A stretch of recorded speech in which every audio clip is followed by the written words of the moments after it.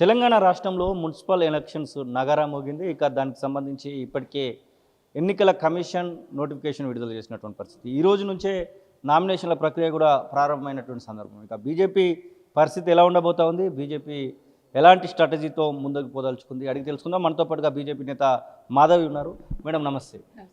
నిన్నటికి నిన్న రేపటి నుంచే నామినేషన్స్ అని ఎలక్షన్ కమిషన్ ఒక బండ వేసినట్టే కనబడింది. మీరు బీజేపీ పార్టీ తరఫు నుంచి చెప్పాలనుకుంటే ఏం చెప్తారు ఆ ఎలక్షన్ నోటిఫికేషన్? రాజకీయ పార్టీకి ఎస్పెషల్లీ బీజేపీ ఎప్పటి నుంచో కూడా ఎలక్షన్కి సంసిద్ధంగా ఉంది. దాంట్లో ఎలాంటి ఇది లేదు. కాకపోతే ఇప్పుడు మీరు ఆ క్వశ్చన్ అడిగేటప్పుడే నిన్నటికి నిన్న అనే దీంట్లోనే మీకు అర్థమవుతుంది. అంటే సామాన్య ప్రజలకి ఇవాళ అసలు ఏ టైం ఇవ్వకుండా ఇలా చేస్తున్నారు అని అంటేనే ఇవాళ అధికార పార్టీ అయిన కాంగ్రెస్ పార్టీ ఏ రకంగా భయపడుతుంది. మనం ప్రతిపక్షాలకు అసలు ఎక్కడ టైం ఇవ్వద్దు, ఇచ్చే కొద్దీ మన బండారం అంతా ఇంకా బయటపడిపోద్ది, అందరూ కలిసి అంటే వాళ్ళ ఫెయిలియర్స్ ఏదైతే ఉన్నాయో అన్నీ బయటకు వచ్చి వాళ్ళు ఓడిపోవడానికి ఇంకా అనేక కారణాలు వస్తాయని చెప్పి భయపడే ఇవాళ ఎక్కడ కూడా టైం ఇవ్వకుండా చేసే ప్రయత్నం వారు చేస్తారు. ఎన్ని చేసినా కూడా ప్రజాక్షేత్రంలో రాజకీయ పార్టీలు ఎప్పుడూ కూడా సంసిద్ధంగా ఉంటాయి. అట్లాగే భారతీయ జనతా పార్టీ ఎప్పుడూ కూడా కింది స్థాయిలో పనిచేసి ఎప్పటి నుంచో కూడా మేము దీనిపైన సంసిద్ధంగానే పనిచేసుకుంటూ వస్తున్నాం, కానీ మాకు ఎలాంటి ఇబ్బంది లేదు. ఇప్పటికైతే మీరు మున్సిపాలిటీలలో కానివ్వండి, మున్సిపల్ కార్పొరేషన్లో కానివ్వండి, ఎక్కడ కూడా పాగా వేసినటువంటి దాఖలాలు ఎక్కడ కూడా కనబడలేదు. ఒకటి రెండు నిజామాబాద్కు సంబంధించి దాదాపు దగ్గర వచ్చి పోయినటువంటి సందర్భాలు కనబడతా ఉన్నాయి. ఈసారి ఎట్లా ఉంటుంది అనుకుంటున్నారు? 116 మున్సిపాలిటీలు అలాగే 7 కార్పొరేషన్లకు ఇప్పుడు ఎలక్షన్ జరగబోతా ఉన్నాయి. ఇవాళ మీరు చూస్తూనే ఉన్నారు, గతంలో బీజేపీ ఎక్కడుంది అని మాట్లాడినప్పుడల్లా ప్రజలు సమాధానం ఇచ్చారు. బీజేపీ అన్ని చోట్ల ఉంది, ప్రజల గుండెల్లో ఉంది అని చెప్పి.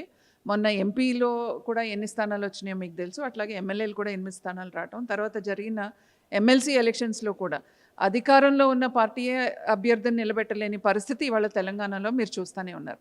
సో ఎమ్మెల్సీలో కూడా భారతీయ జనతా పార్టీ, అట్లాగే మొన్న జరిగిన పంచాయత్ ఎలక్షన్స్లో కూడా మీరు సర్పంచుల్లో కూడా మీరు చూడండి. అంటే అసలు ఎక్కడ ఉంది బీజేపీ అన్న చోట నుంచి కూడా ఎంతమంది బీజేపీ సర్పంచులు గెలిచారో, కంటెస్ట్ చేసిన 5,000లో 1000 మంది బీజేపీ సర్పంచులు గెలిచారంటే ఖచ్చితంగా చాలా మంచి ఫలితమే. అట్లాగే రేపు రాబోయే ఎలక్షన్స్లో కూడా కార్పొరేషన్స్ కానివ్వండి, అట్లాగే మున్సిపాలిటీస్లో కానీ ఖచ్చితంగా భారతీయ జనతా పార్టీ చాలా మంచి ఫలితాలని తీసుకొస్తుంది. ఎందుకంటే ప్రజలు కోరుకుంటున్నారు. ఇవాళ ముఖ్యమంత్రి గారు ఇవాళ స్థానికంగా ఇవాళ తెలంగాణలో లేకుండానే ఎక్కడో అజ్ఞాతంలో ఉండి ఎలక్షన్స్ వచ్చినాయి అంటే ఎంత భయపడుతున్నారో మీరు చూడాల్సిన అవసరం ఉంది. ప్రజలు తీర్మానించుకున్నారు భారతీయ జనతా పార్టీకి ఒక అవకాశం ఇద్దాం. స్థానిక సంస్థల నుంచి కూడా అంటే గల్లీ నుంచి ఢిల్లీ దాకా భారతీయ జనతా పార్టీ ఉండాలని చెప్పి ప్రజలు భావిస్తున్నారు. కాబట్టి ఖచ్చితంగా భారతీయ జనతా పార్టీ అభ్యర్థులు అందరూ కూడా గెలుస్తారు, మంచి ఫలితాలు వస్తాయి తెలంగాణ రాష్ట్రంలో. అంటే 116 మున్సిపాలిటీలలో పోటీకి సిద్ధపడతా ఉన్నారా? అందరూ అభ్యర్థులను వార్డులలో నిలబెట్టడానికి బీజేపీ సిద్ధపడతా ఉందా? ఎందుకంటే ఇటు సౌత్ నార్త్లలో చూసుకున్నట్టు ఉంటే నార్త్లో కొంతమేరకు బీజేపీ ప్రభావం తక్కువ కనబడతా ఉంది. సౌత్లో పోల్చుకుంటే ఎంపీలు కానివ్వండి, ఎమ్మెల్యేలు కానివ్వండి, అటు నిజామాబాద్, ఆదిలాబాద్, కరీంనగర్తో పోల్చుకుంటే ఇటువైపు తక్కువ కనబడతా ఉన్నారు. ఇటువైపు ఏమైనా పోటీకి తగ్గడానికి అవకాశం ఉందా? ఇవాళ మొన్న మీరు చూశారు జరిగిన పంచాయత్ ఎలక్షన్స్లో అక్కడ సర్పంచులు కాకపోయినా సరే వార్డ్ మెంబర్స్ గెలిచిన చాలా మంది ఉన్నారు. అక్కడ స్థానికంగా గెలిచిన వీళ్ళైతే చాలా మంది ఉన్నారు. అట్లాగే ఇవాళ ఏదైతే ఇప్పుడు మొన్న ఎలక్షన్స్ చూసి అదే 5,000లో కంటెస్ట్ చేసి ఇంత ఫలితాలు తీసుకొచ్చినప్పుడు సో ఖచ్చితంగా ఈసారి ఎట్లయినా సరే బీజేపీ అభ్యర్థిని గెలిపించాలని చెప్పి ప్రజలు భావించినప్పుడు ఒట్టి ఒక సైడ్ ఆఫ్ తెలంగాణనే కాకుండా, అంటే ఇప్పుడు అక్కడ మా ఎంపీలు ఉన్నారనేది కాకుండా కార్యకర్తలు ఉన్న చోట కూడా మిగతా నాయకులందరూ కూడా సమిష్టిగా కలిసి కృషి చేసి తప్పకుండా భారతీయ జనతా పార్టీ అభ్యర్థులను గెలిపించే ప్రయత్నం చేస్తారు. అది ఒకటి నిజామాబాద్, ఒకటి కరీంనగర్, నిర్మల్ అనేది కాదు. ఇటు మహబూబ్ నగర్ అయినా సరే, నల్గొండ అయినా సరే, ఖమ్మం అయినా సరే, మీరు చూస్తున్నారు కొత్తగూడెం అయినా సరే.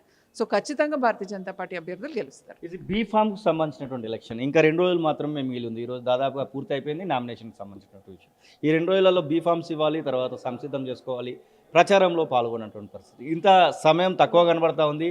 బీఫామ్స్ విషయంలో గొడవలు అవుతాయని చెప్పి చూస్తూ ఉన్నాం. ముఖ్యంగా కరీంనగర్కి సంబంధించినటువంటి విషయంలో అక్కడ 2 వర్గాలుగా కొన్ని క్వశ్చన్స్ అయితే నడుస్తూ ఉన్నాయి. అటు ఈటెల రాజేందర్, ఇటు బండి సంజయ్.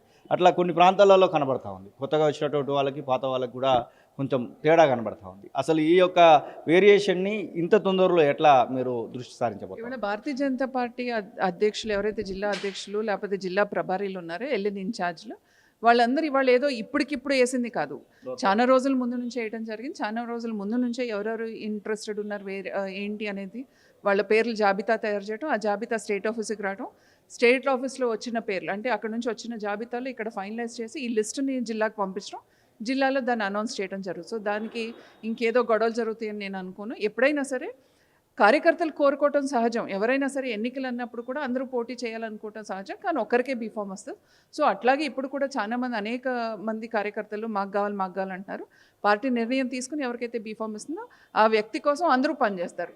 ఏ ఎంపీ అయినా సరే, ఎమ్మెల్యే అయినా సరే, డిస్ట్రిక్ట్ ప్రెసిడెంట్ అయినా సరే, డిస్ట్రిక్ట్ ప్రభారి అయినా సరే, ఆ అభ్యర్థి కోసం ఖచ్చితంగా భారతీయ జనతా పార్టీ కమలం పువ్వును గెలిపించడానికి పనిచేస్తారు కాబట్టి సో అక్కడ ఇలాంటి ఏముంటాయని నేనైతే అనుకోను. 116 మున్సిపాలిటీలు 7 కార్పొరేషన్లలో ఎన్ని చైర్మన్లుగా మేయర్లుగా మీ వాళ్ళు ఉండబోతున్నారని ఆశిస్తూ ఉన్నారు మీరు? మేము చాలా పాజిటివ్గా ఉన్నాం. మ్యాక్సిమం నెంబర్ ఆఫ్ మున్సిపాలిటీస్ కానివ్వండి, కార్పొరేషన్స్ కానీ ఖచ్చితంగా ఇవాళ మీరు అటు రఘునందన్ గారు మాట్లాడింది, మీతో మాట్లాడింది కూడా మేము చూసాం. అట్లాగే ధర్మపురి అరవింద్ గారు మాట్లాడింది కానీ, ఇటు బండి సంజయ్ గారు మాట్లాడింది కానీ, డీకే అరుణ గారి దగ్గర కానివ్వండి, సాక్షాత్ ముఖ్యమంత్రి గారే చెప్పారు డీకే అరుణమ్మ గారిని ఓడించడానికి మేము ఎన్నో సభలు పెట్టామంది. అయినప్పటికీ కూడా డీకే అరుణ గారు గెలిచారంటే సో మహబూబ్ నగర్లో ఏ రకంగా ఎంత పటిష్టంగా ఉందో కూడా మీరు అర్థం చేసుకోగలరు. సో ఖచ్చితంగా మ్యాక్సిమం నెంబర్ ఆఫ్ మున్సిపాలిటీస్ కానివ్వండి, కార్పొరేషన్స్ కానీ బీజేపీ కైవసం చేసుకుంటారు. ఇది మాధవి చెప్తున్నమాట. మొత్తం మీద బీజేపీ పార్టీ అన్ని ప్రాంతాలలో కూడా సంసిద్ధంగా ఉందనేటువంటి మాటనైతే వారు చెప్తున్న పరిస్థితి. కెమెరా పర్సన్ అజాతో శ్రీనివాస్, తొలి వెలుగు, హైదరాబాద్. అసలైన తొలి వెలుగు. ఫాలో వాట్సాప్ @తొలి వెలుగు అఫీషియల్.